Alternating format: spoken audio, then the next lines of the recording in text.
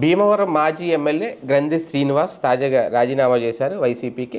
అయితే ఆయన ఏ పార్టీలో చేరతారు అనే దాని మీద స్థానికంగా పెద్ద చర్చ నడుస్తోంది.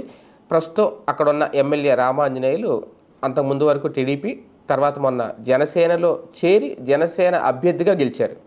కానీ ఆయన బ్లడ్ అంతా మాత్రం టీడీపీయే, పేరుకి జనసేన అభ్యర్థిగా గెలిచారు. అలా గెలిచిన వారిలో అనపతి ఎమ్మెల్యే నల్లమిల్లి రామకృష్ణారెడ్డి కూడా ఒకరున్నారు. ఆయన టీడీపీ అయినా వేరే పార్టీ నుంచి గెలవడం, బీజేపీ నుంచి. అయితే ఇప్పుడు తాజాగా గ్రంథి శ్రీనివాసు జనసేనలో చేరతారని, కాసేపు భారతీయ జనతా పార్టీలో చేరతారు అని బలంగా వినిపిస్తున్న నేపథ్యంలో ఈ రెండు పార్టీలు కాదు, ఆయన టీడీపీలోనే చేరబోతున్నారని ప్రచారం జరుగుతోంది.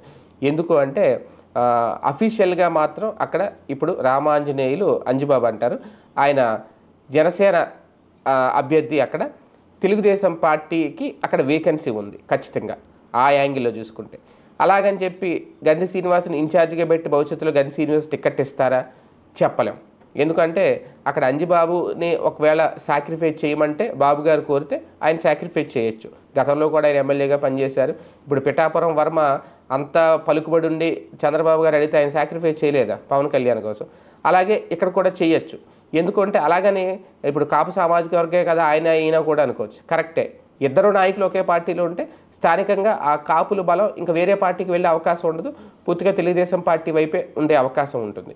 ఈ నేపథ్యంలో తెలుగుదేశం పార్టీ వ్యూహాత్మక ఎత్తుగడతో ముందుకు వెళ్తుందట.